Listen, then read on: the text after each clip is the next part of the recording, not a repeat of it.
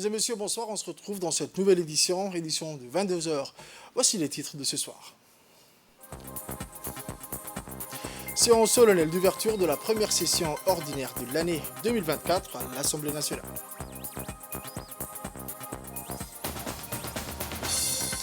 Au Nouvelle Mondial, les factions palestiniennes concluent des pourparlers en Russie à Moscou. C'était les titres, mesdames et messieurs, le journal au complet à présent. Je vous le disais dans les titres, dans une atmosphère empreinte de solennité et des traditions républicaines. L'Assemblée nationale, sous la présidence de son Excellence, M. Dileta Mohamed Dileta, vient de célébrer ce dimanche 3 mars la cérémonie d'ouverture de la première session ordinaire de l'année 2024. Le Premier ministre, son Excellence, M. Abdelkader Kamel Mohamed, les députés, les ministres, des présidents d'institutions de la République, des représentants diplomatiques et des organisations internationales, les autorités militaires locales et traditionnelles ont pris part à cette séance. La cérémonie d'ouverture a été ponctuée par les honneurs militaires rendus par la gendarmerie nationale, annonçant le début des festivités. Après l'exécution vibrante de l'hymne national, son Excellence M. Dileta Mohamed Dileta, président de l'Assemblée nationale, à l'occasion de la traditionnelle allocution, a partagé ses aspirations pour cette nouvelle session parlementaire, mettant en lumière la valeur cruciale du travail législatif effectué pendant l'intercession et depuis le 5 mars 2023 pour l'avancement et le progrès de notre chère nation. Avec une ferveur renouvelée, il a mis en exergue l'engagement résolu de l'Assemblée nationale à promouvoir le bien-être et la prospérité des Djiboutiens à travers une législation pensée avec soin et responsabilité, un contrôle parlementaire efficient et des activités de proximité avec le concitoyen dans la capitale aussi bien que dans les régions. Avant de passer le témoin au Premier ministre, le président de l'Assemblée nationale a conclu sur le renforcement de la mobilisation des députés pour l'agenda des prochaines semaines. Dans son allocution, le Premier ministre, son Excellence M. Abdelkader Kamel Mohamed, a présenté la déclaration de politique générale devant la représentation nationale. Le Premier ministre a articulé la déclaration de politique générale du gouvernement, esquissant les grandes lignes directrices et les objectifs stratégiques dans des domaines clés tels que la santé, l'éducation, l'emploi, la sécurité et la justice. Dans son discours, il a dévoilé les stratégies et mesures gouvernementales destinées à satisfaire les attentes des citoyens, mettant particulièrement l'accent sur l'amélioration tangible de la qualité de vie et le renforcement de l'autorité de l'État. Avant de clore le séance, le président a réitéré son engagement et celle du Parlement à collaborer étroitement avec le gouvernement et l'ensemble des acteurs de la société civile pour relever les défis à venir et assurer une prospérité durable pour tous.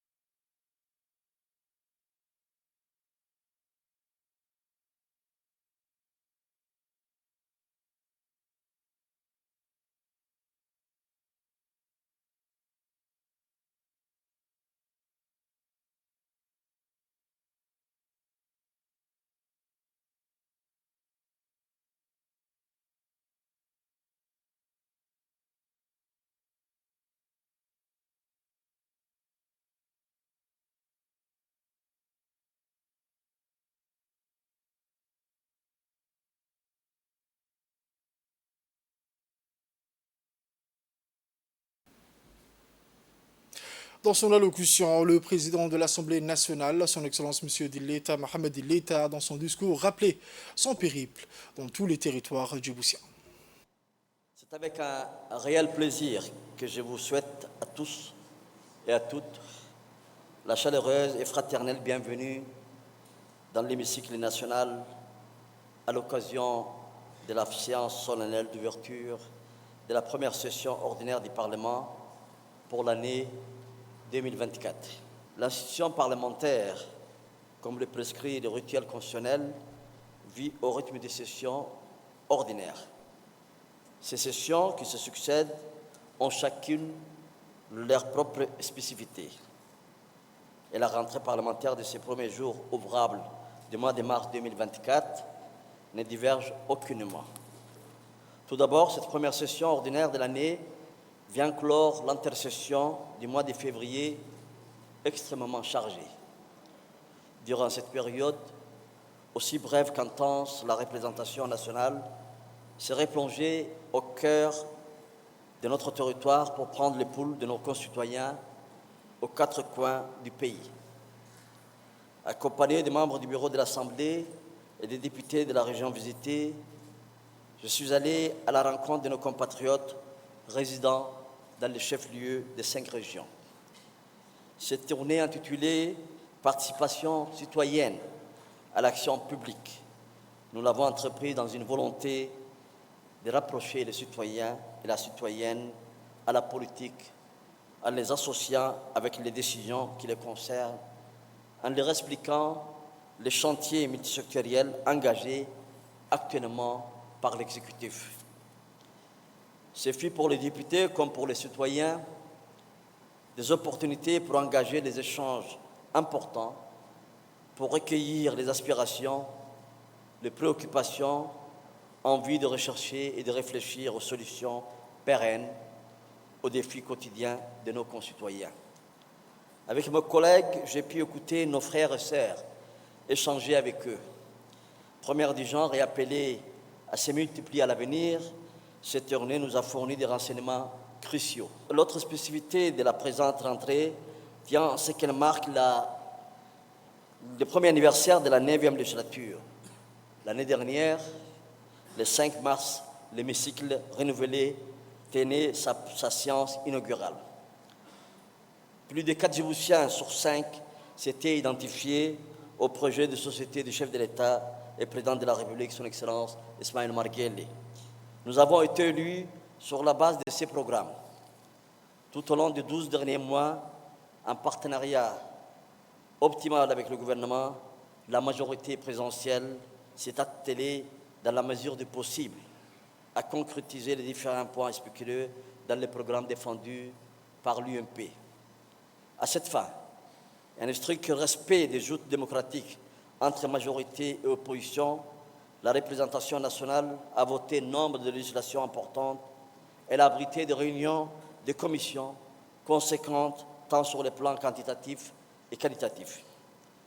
Au sein de l'hémicycle, comme lors de nos missions en territoire national ou à l'étranger, nous avons engagé une stratégie d'envergure de sensibilisation et d'explication des orientations politiques, socio-économiques de notre pays. Le Premier ministre a, dans la première partie de son discours, souligné que l'ouverture de cette session ordinaire 2024 permet de réaffirmer l'importance de collaboration entre le pouvoir législatif et le pouvoir exécutif pour consolider ensemble le développement et la démocratie. C'est avec une émotion certaine que je vous retrouve pour l'ouverture de la session ordinaire de 2024 de l'Assemblée nationale. En effet, bien que les liens entre les députés et le gouvernement restent permanents tout au long de l'année, le discours de politique générale du gouvernement permet de réaffirmer chaque année l'importante collaboration entre le pouvoir législatif et le pouvoir exécutif. L'objectif sans cesse renouvelé est de consolider ensemble notre nation, son développement et la démocratie. 3 finalités primordiales dans un monde troublé par de multiples conflits régionaux et mondiaux. Cette situation internationale exceptionnelle m'incite à commencer mon intervention par la politique étrangère du gouvernement. Celle-ci est basée sur 2 principes fondamentaux, maintes fois mis en avant sur la scène internationale. Celui de la non-ingérence positive dans les affaires internes d'un pays et celui du dialogue permanent entre les États, 2 fondements qui ont pour but la recherche et le maintien de la paix. Parmi ces conflits, celui qui se déroule en Palestine est le plus sanglant.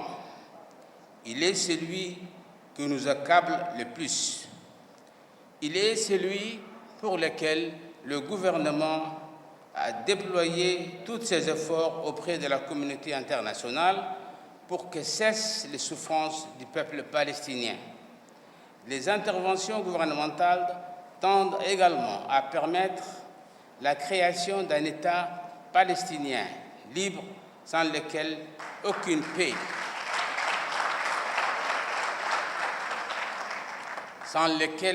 paix durable ne sera possible dans cette région. Pour témoigner de notre solidarité avec la population palestinienne meurtrie, je vous demande à nouveau de respecter une minute de silence en mémoire de tous les morts et blessés de la Palestine. Et lire la Fatiha.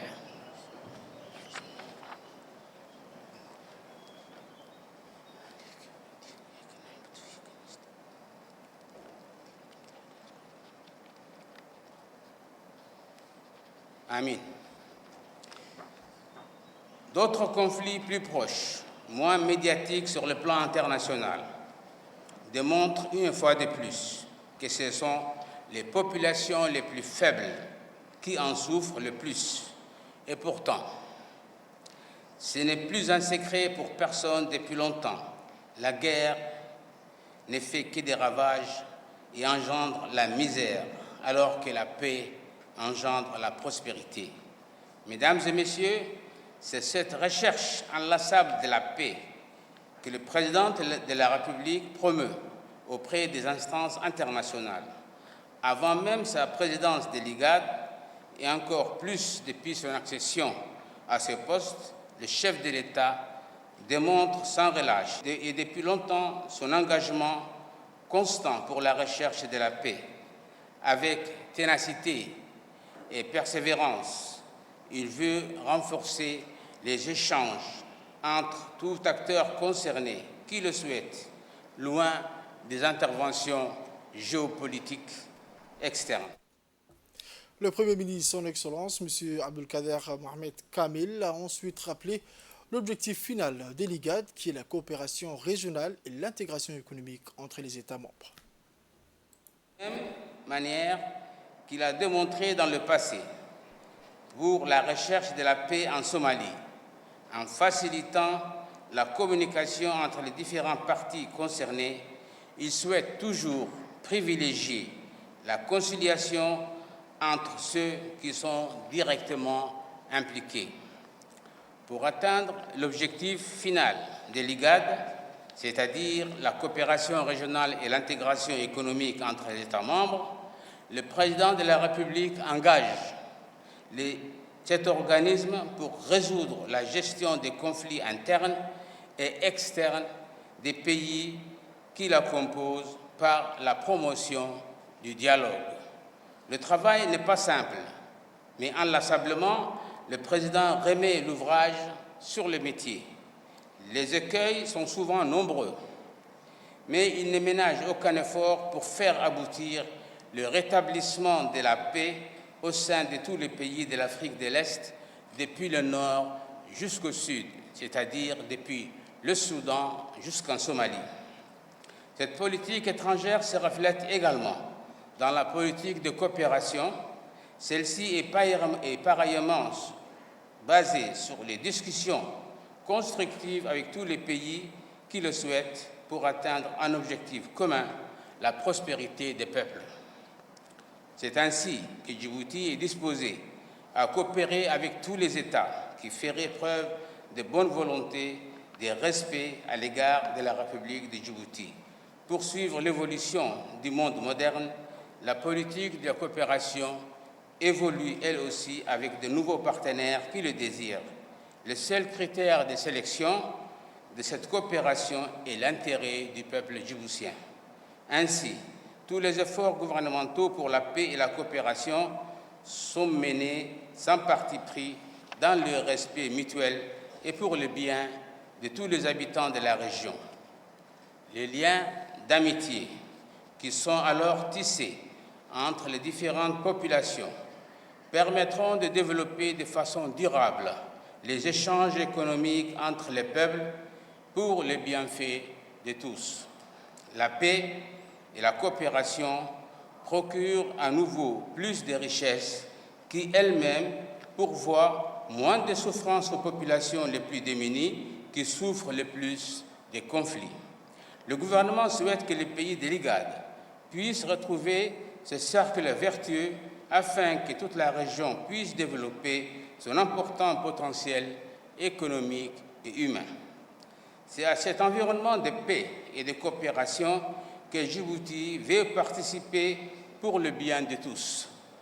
Cependant, mesdames et messieurs, dans cette attente, le gouvernement est décidé à renforcer encore plus la capacité de résilience du pays.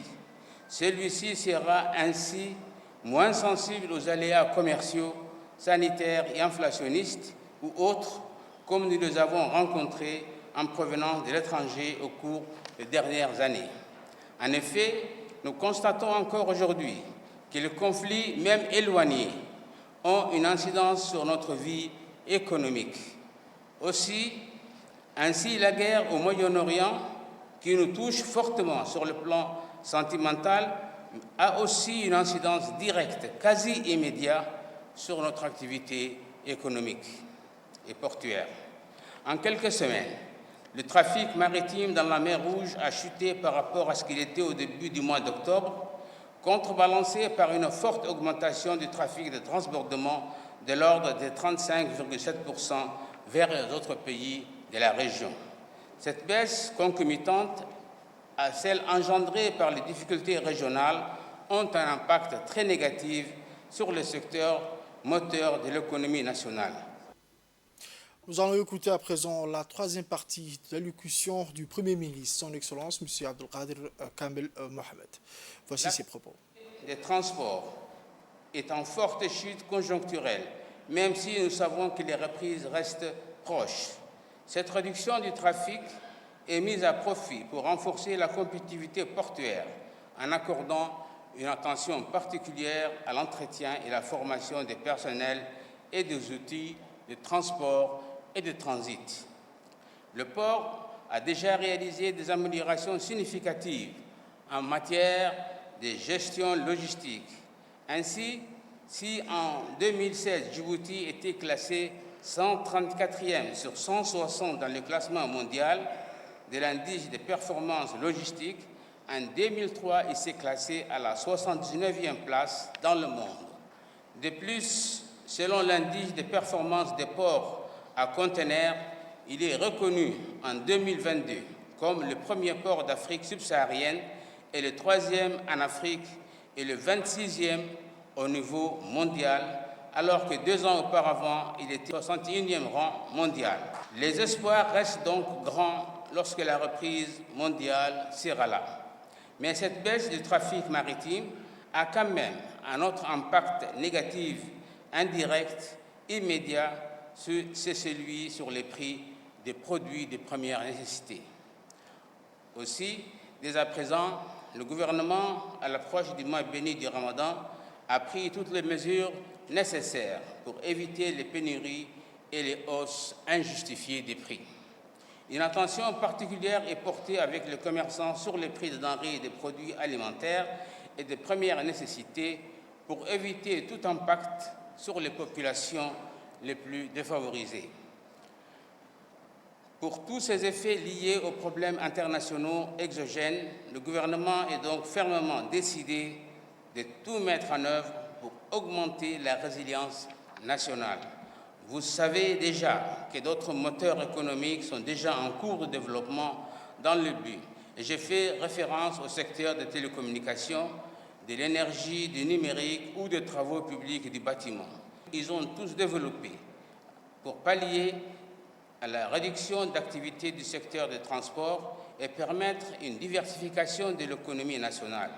Je reviendrai sur tous ces sujets.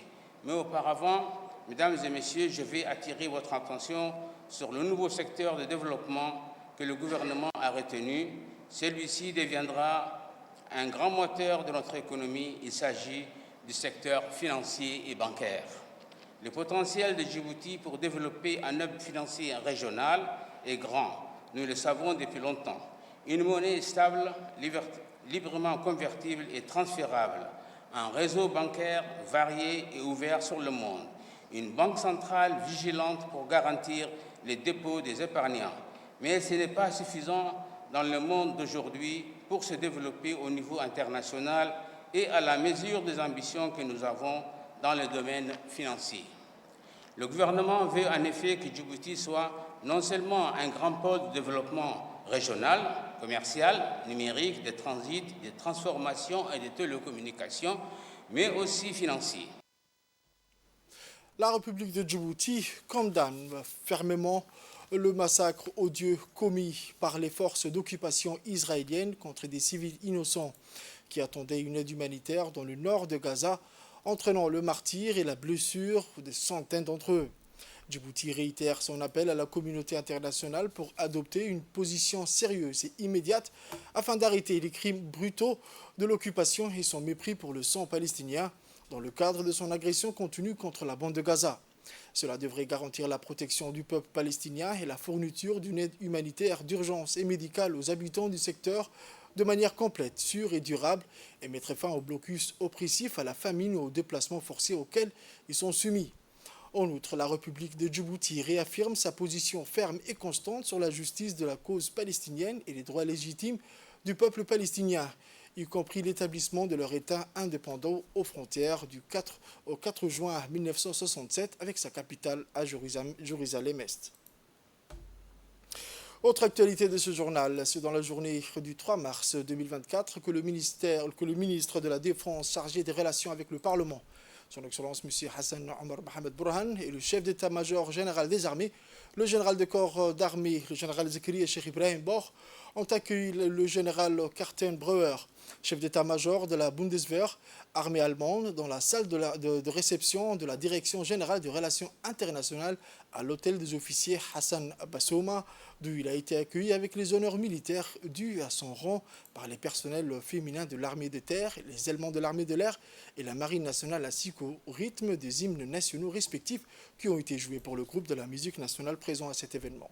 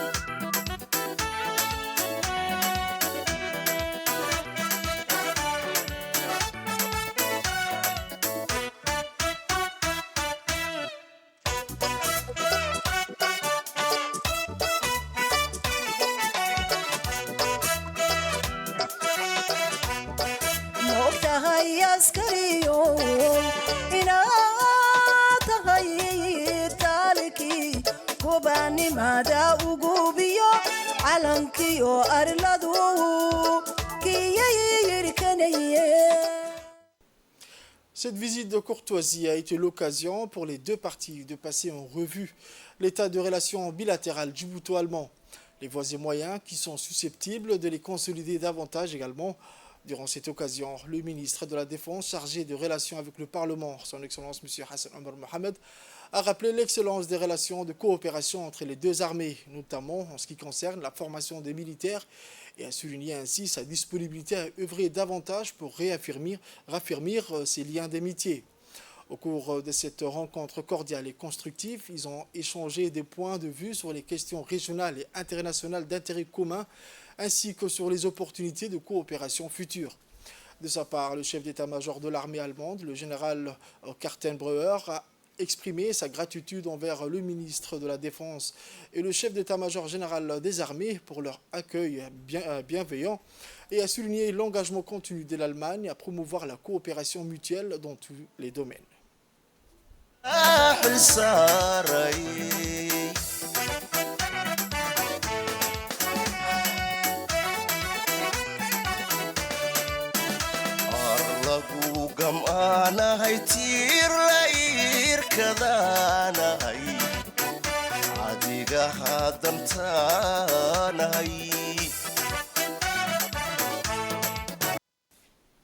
Le ministre de Bien-Warf et des Affaires musulmanes de la République de Djibouti, M. Momin Hassan Barre et une délégation de premier plan sont arrivés à Mogadiscio, la capitale de la Somalie. Cette délégation du ministre a été accueillie à l'aéroport Aden Adeh de Mogadiscio par le ministre de l'Intérieur de la Somalie, Ahmed Ma'alin, le ministre du pétrole, Abdelazar Omar, le ministre de la Sécurité de la Somalie, Mohamed Ali, l'ambassadeur de la République de Djibouti à Mogadiscio, l'ambassadeur Mohamed Rachid, des députés et d'autres responsables du gouvernement fédéral de la Somalie. Le ministre de l'Intérieur de la République du fédéral et de la réconciliation de la Somalie, M. Ahmed Ma'alin, s'est exprimé lors de la réception de la délégation djiboutienne et a déclaré que Djibouti est la base de la renaissance du gouvernement somalien. De son côté, le ministre djiboutien, son Excellence M. Momin Hassan Barre, a indiqué qu'il était venu à Mogadiscio pour participer à la clôture de la réunion de l'Institut du patrimoine dont la première phase est tenue à Djibouti. C'est dans le cadre des grands concours scolaires que l'inspection générale de l'enseignement général, en collaboration avec l'inspection de vie scolaire, a organisé samedi hier la deuxième phase et 7e édition des grands concours scolaires interétablissements dans les 3 centres choisis, à savoir le CM de Bulaouch, le CM de Palmeraie 1 et Bioqued. Il est à noter que ces concours ont été initiés en 2016 par le ministre de l'Éducation nationale et de la formation professionnelle, son Excellence M. Mustafa Mohamed Mahmoud, une compétition nationale scolaire coordonnée par l'inspection de vie scolaire en collaboration avec l'ensemble des inspections et des établissements scolaires du pays, qui est organisée chaque année par le MENFOP depuis 2017. La préparation des élèves aux différents concours est dirigée tout au long de l'année scolaire par les inspections disciplinaires. Ainsi, chaque année, la sélection des meilleurs élèves est effectuée d'abord à l'intérieur de chaque établissement scolaire. Elle est par la suite réalisée au niveau des établissements regroupés par zone ou par région pour finalement procéder au choix des lauréats au niveau national. Ces grands concours scolaires ont pour objectif de stimuler la motivation des élèves et de les inciter à s'investir davantage dans leurs études. Les compétitions qui se sont déroulées samedi portaient sur les épreuves d'SVT impliquant les niveaux 6e, 7e et 8e année, le théâtre et le jeu de culture générale intitulé « Question pour un jeune champion » également. À l'issue de ces compétitions, les meilleurs élèves seront qualifiés pour les finales qui auront lieu au mois d'avril prochain. On écoute la réaction devant nos micros de l'inspecteur de vie scolaire, M. Amin Mohamed. Cadre de grands concours scolaires initié par son Excellence le ministre de l'Éducation nationale et de la formation professionnelle, M. Mustafa Mohamed Mahmoud, en 2016. Nous sommes réunis aujourd'hui pour organiser le concours de la deuxième phase. Donc nous rappelons que ce concours scolaire se prépare tout au long de l'année, d'abord au niveau de chaque établissement, et ensuite on le fait entre les établissements qui sont répartis en différentes zones. Après, les établissements finalistes se rencontrent pour la phase finale. Donc aujourd'hui, les compétitions qui étaient prévues pour ce matin se sont déroulées dans de très bonnes conditions. Donc les épreuves qui se sont déroulées portaient sur 3 épreuves d'SVT, donc à savoir un sketch sur la drogue, et puis il y avait aussi la présentation d'une maquette sur le système urinaire et la présentation aussi d'une maquette sur le séisme. Donc il s'agit dans ce concours de donner aux élèves l'occasion de présenter dans la pratique ce qu'ils apprennent en classe. Le sous-préfet du premier arrondissement, Mme Fatouma Ibrahim, a initié aujourd'hui une réunion de prise de contact inédite avec les divers partenaires de la capitale. Cette rencontre empreinte d'échanges fructueux a permis de discuter des réalisations du passé de l'arrondissement ainsi que des potentiels partenariats à venir pour concrétiser de nouveaux projets ambitieux. L'accent a été mis sur l'identification des opportunités de collaboration entre les différents acteurs locaux afin de stimuler le développement économique, social et culturel du premier arrondissement. Ces discussions ont ouvert la voie et de nouvelles perspectives de coopération, mais aussi ils ont souligné l'importance d'une approche collaborative pour répondre aux besoins et aux aspirations de la communauté. De mon engagement sans faille dans cette mission que je conduirai avec pour seul objectif la satisfaction de l'intérêt général. Le premier arrondissement n'est pas épargné par ces mots sur lesquels l'État et la collectivité locale doivent agir de manière concertée dans un esprit de responsabilité partagée. C'est pourquoi mes priorités en tant que représentant de l'État dans l'arrondissement sont naturellement celles de la transformation ambitieuse de notre pays. Voulu par le président de la République et le chef de gouvernement. Ainsi, j'agirai sous l'autorité du préfet de la ville de Djibouti. Direction Arta, où l'Académie militaire a entamé avec succès le concours d'admission au cycle de formation des élèves officiers au titre de la 16e promotion, accueillant plus de 300 candidats diplômés en licence nationale et internationale.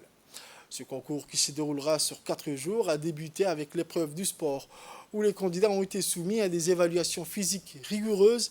Les examinateurs ont témoigné d'un professionnalisme exemplaire, assurant le bon déroulement de cette première phase cruciale du concours. De plus, les conditions climatiques favorables ont contribué à créer un environnement propice à la performance des candidats. Au cours des prochains jours, les candidats seront évalués à la fois sur des épreuves écrites et orales afin de déterminer leur aptitude à rejoindre l'Académie militaire en tant qu'élève officier. Cette étape représente une occasion unique pour les élèves officiers de démontrer leurs compétences académiques, physiques et leur engagement envers le service militaire.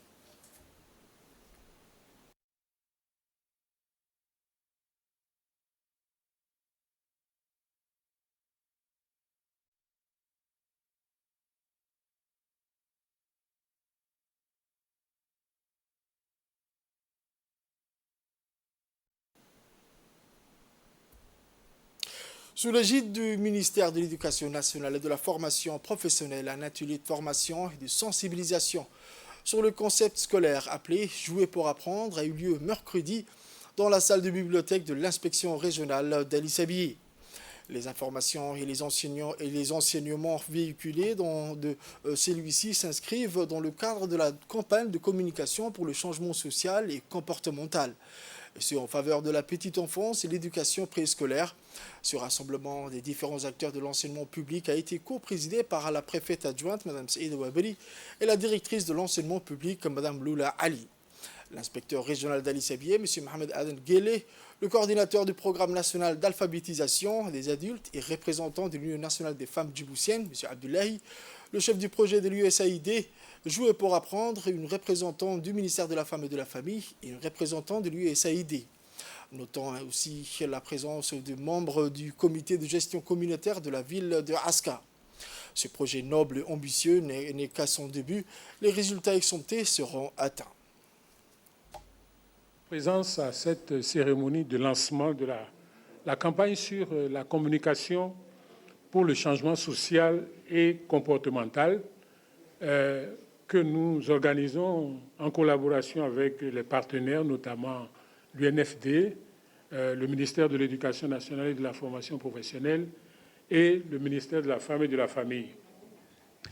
Cette campagne est pour nous une étape très, très importante dans la mise en œuvre de notre projet, de votre projet, parce qu'elle nous donne l'occasion de nous rapprocher de vous et de vous expliquer un peu ce que nous sommes en train de faire, afin que vous vous sentiez impliqués et que vous vous engagiez dans les actions que nous menons.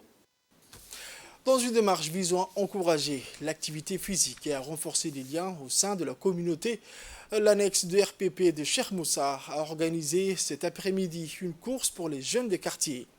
L'événement qui s'est tenu cet après-midi a attiré de nombreux jeunes impatients de participer à cette initiative sportive. Les organisateurs de cet événement ont souligné l'importance de promouvoir un mode de vie sain et actif parmi les jeunes de la commune de Balbala. En encourageant la participation à des activités sportives, ils espèrent non seulement favoriser la santé physique, mais aussi renforcer le tissu social et l'esprit communautaire. Cet événement a vu la présence du président de la commune de Balbala, les élus locaux, les responsables des quartiers et bien d'autres participants. Ce vendredi, l'Association pour le développement du lac Cassale a organisé un tournoi omnisport sous le patronage du secrétariat d'État chargé des sports. Un événement sportif qui a mis en compétition les jeunes issus des localités riveraines. Le football et l'athlétisme ont été les disciplines phares de cette journée rythmée par la ferveur sportive et le dépassement de soi. L'objectif principal de cet événement était d'une part promouvoir le sport au niveau régional en offrant une plateforme d'expression aux jeunes talents locaux et d'autre part détecter ces mêmes talents afin de les accompagner dans leur développement sportif. Sous la supervision attentive du directeur adjoint de l'ANPS, M. Ahmed Ali, cette journée a été marquée par une organisation sans faille et une ambition empreinte de compétition saine. Après les rencontres, les vainqueurs et vaincus ont été appelés sur le podium pour recevoir les trophées et distinctions de la main des officiels.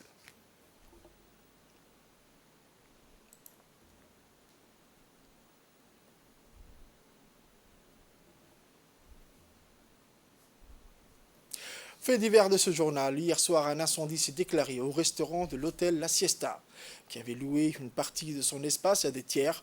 Cependant, cette zone était fermée et inoccupée au moment de l'incident. Elle était également séparée du reste de l'hôtel par des structures en bois et du verre feuilleté. Le feu a commencé dans cette partie de l'établissement. À l'arrivée des pompiers, le feu avait déjà embrasé toute la surface. Les pompiers ont rapidement stoppé sa propagation et ont éteint les flammes. Les éléments de la protection civile ont efficacement circonscrit les flammes. Les dommages se sont limités à des fournitures, soulignant qu'il s'agit de la deuxième fois cette semaine qu'un incendie se déclare dans un restaurant. Aux nouvelles mondiales à présent, je vous le disais dans les titres, une réunion des factions palestiniennes s'est achevée à Moscou. Elles ont publié une déclaration finale dans laquelle elles conviennent de poursuivre leur dialogue et condamnent l'agression contre le peuple palestinien dans la bande de Gaza, en Cisjordanie et à Jérusalem. Ces pourparlers des 2 jours avaient pour objectif d'unir les factions sous la bannière de l'Organisation de libération de la Palestine. La présidente de la Commission européenne, Ursula von der Leyen, a demandé l'ouverture d'une enquête transparente sur le meurtre par Israël des civils en attente d'une aide alimentaire dans la bande de Gaza. Dans un post sur son compte, sur la plateforme X, von der Leyen a exprimé sa profonde contrariété face aux images en provenance de Gaza. C'est tout pour ce journal de 22h, mesdames et messieurs. Merci à vous de l'avoir suivi et restez avec nous pour la suite du programme sur Télé Djibouti.